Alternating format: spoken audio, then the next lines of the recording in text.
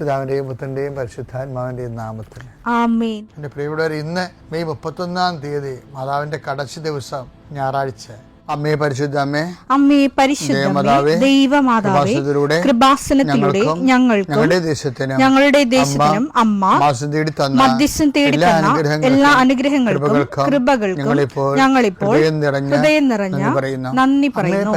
അമ്മേ പരിശുദ്ധമേ, ദൈവമാതാവേ, 2004 ഡിസംബർ 7 ഉച്ചകഴിഞ്ഞ് 2:30 കൃപാസനത്തിൽ സംഭവിച്ച അമ്മയുടെ പ്രത്യക്ഷപ്പെടലിനെ കുറിച്ച് തിരുസഭയ്ക്ക് സമർപ്പിച്ചിരിക്കുന്ന പഠനരേഖകളുടെ സഭാത്മകമായ പഠനം ആരംഭിക്കുവാൻ ഞങ്ങൾ പ്രാർത്ഥിക്കുന്നു. അമ്മേ പരിശുദ്ധമേ, ഭൂസ്വർലോകങ്ങളുടെ രാജ്ഞിയായ അങ്ങേയ്ക്ക് ഭൗമസംരക്ഷണത്തിനായി പ്രപഞ്ചപ്രകൃതിയെ തന്നെ തിരുസഭ പ്രതിഷ്ഠിക്കുവാൻ ഈ പ്രത്യക്ഷീകരണം വഴി ഇടയാക്കണമേ. പരിശുദ്ധമേ, ജപമാല മാതാവേ, സകല കൃപാസനം പ്രാർത്ഥനയോടും ചേർത്ത് ഞങ്ങളിപ്പോൾ പ്രാർത്ഥിക്കുന്ന ഈ കുടുംബത്തിന്റെ പ്രത്യേക നിയോഗം പറ മക്കളെ.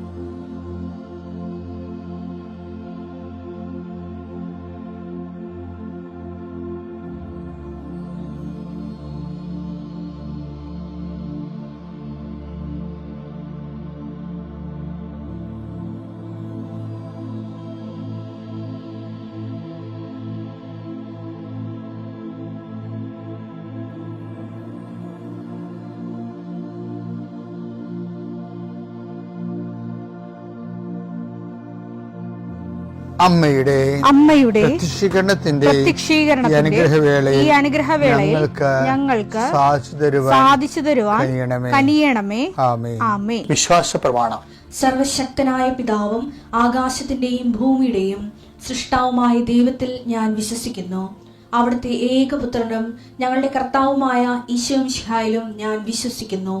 ഈ പുത്രൻ പരിശുദ്ധാത്മാവിനാൽ ഗർഭസ്ഥനായി കന്യകാമറിയത്തിൽ നിന്ന് പിറന്ന് പൊന്തിയോസ് പീലാത്തോസിന്റെ കാലത്ത് പീഡകൾ സഹിച്ച് കുരിശിൽ തറയ്ക്കപ്പെട്ട് മരിച്ച് അടക്കപ്പെട്ട് പാതാളങ്ങളിൽ ഇറങ്ങി മരിച്ചവരുടെ ഇടയിൽ നിന്ന് 3-ാം നാൾ ഉയർത്ത് സ്വർഗത്തിലേക്ക് എഴുന്നള്ളി സർവശക്തിയുള്ള പിതാവായ ദൈവത്തിന്റെ വലതുഭാഗത്തിരിക്കുന്നു.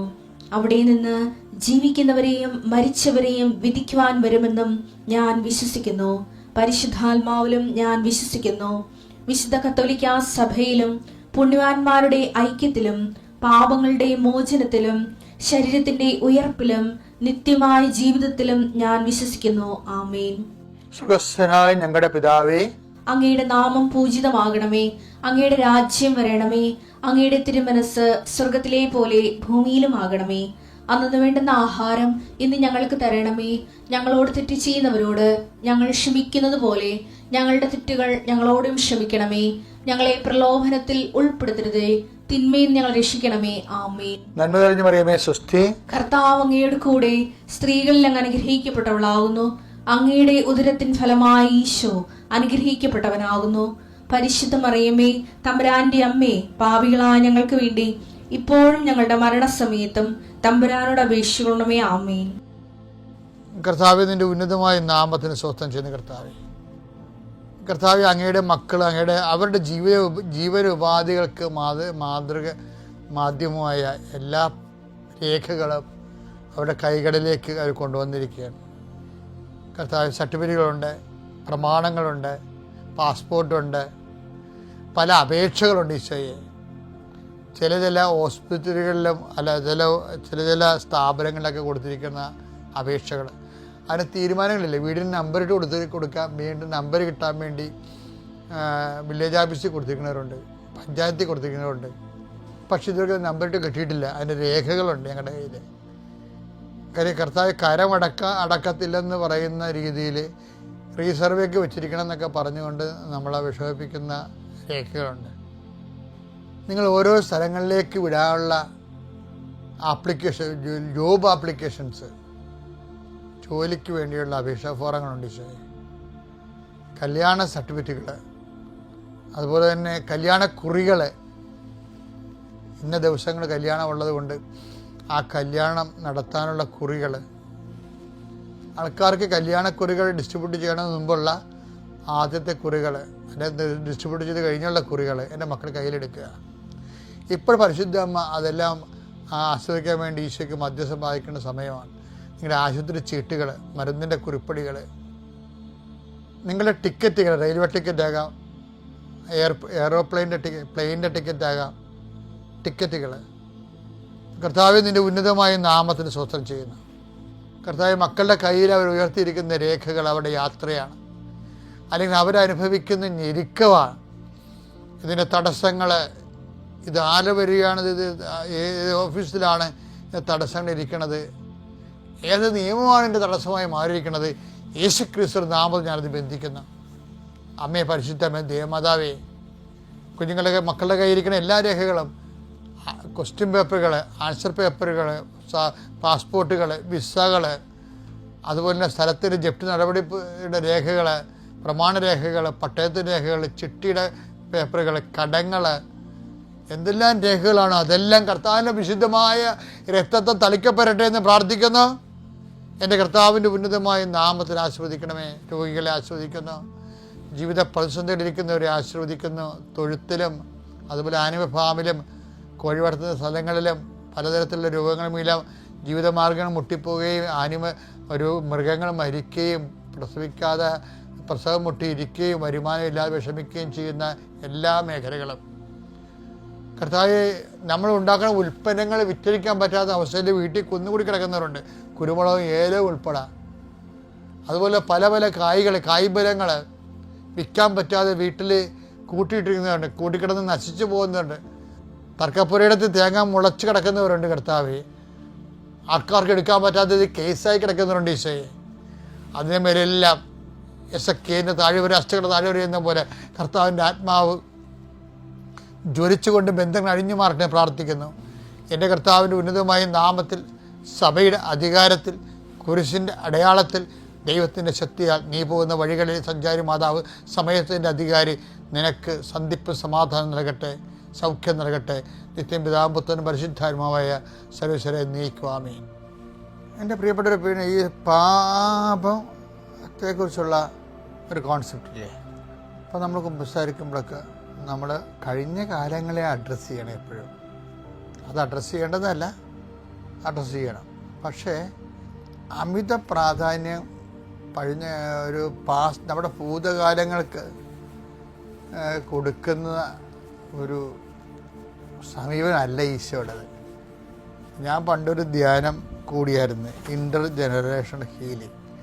ഞാൻ എൻ്റെ ഇടവകയെ ധ്യാനം നടത്തിച്ചതാണ്. ഞാനവിടെ വന്നും പോയി നിൽക്കുകയായിരുന്നു. എനിക്കത് ഉൾക്കൊള്ളാൻ ഇത്തിരി അതിപ്പോൾ നമ്മുടെ ആന്തരിക സൗഖ്യം പോലെ തന്നെയാണ്. അതിൻ്റെ അടുത്ത സെഷനായിട്ട് ഡെവലപ്പ് ചെയ്ത് വന്ന ഇൻ്റർ ജനറേഷൻ ഹീലിംഗ്, തലമുറ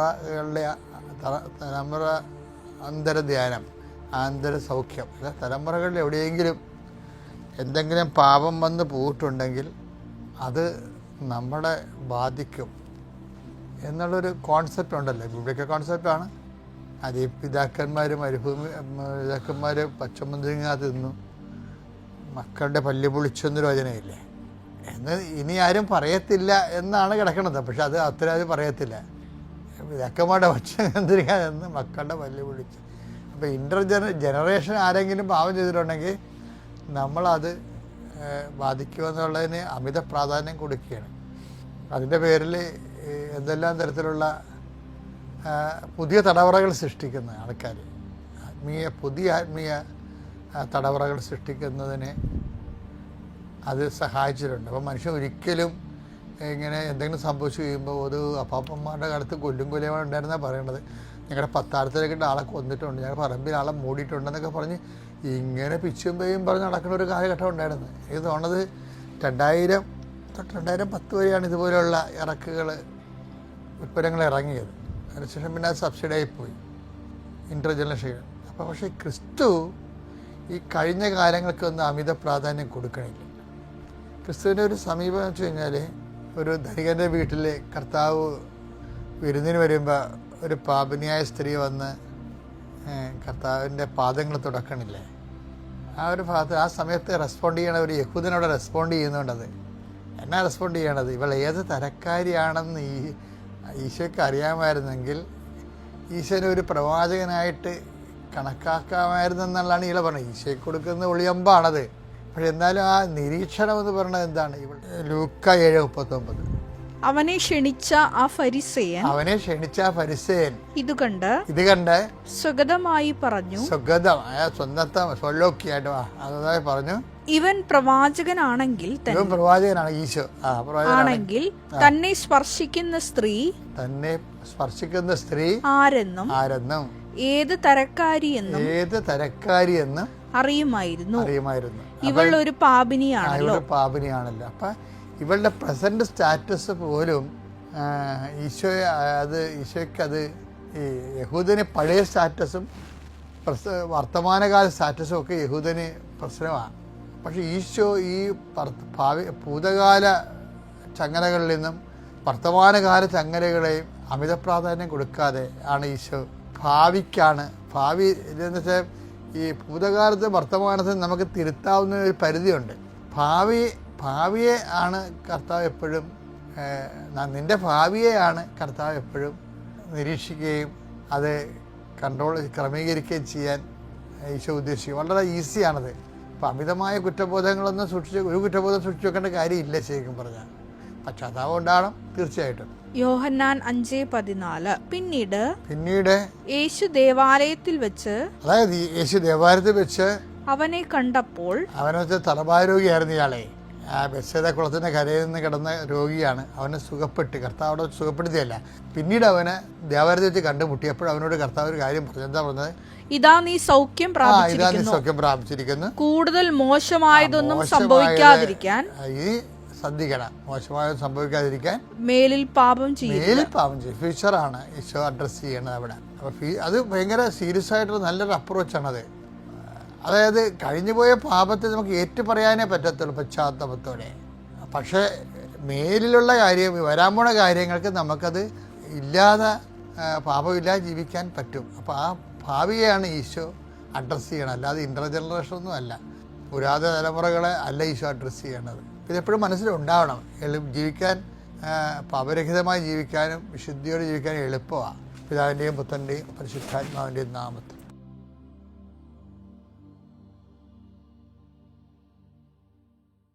അത്യപൂർവ ദൈവാനുഭവങ്ങൾ ഇനി നിങ്ങൾക്കും സ്വന്തം. ഈ യൂട്യൂബ് ചാനൽ ഇതുവരെ സബ്സ്ക്രൈബ് ചെയ്തിട്ടില്ലെങ്കിൽ ഇപ്പോൾ തന്നെ സബ്സ്ക്രൈബ് ചെയ്യുക. ഈ വീഡിയോ ഇപ്പോൾ തന്നെ നിങ്ങളുടെ സുഹൃത്തുക്കൾക്ക് ഷെയർ ചെയ്തുകൊണ്ട് കർത്താവിന്റെ പ്രേക്ഷിതരാകുക.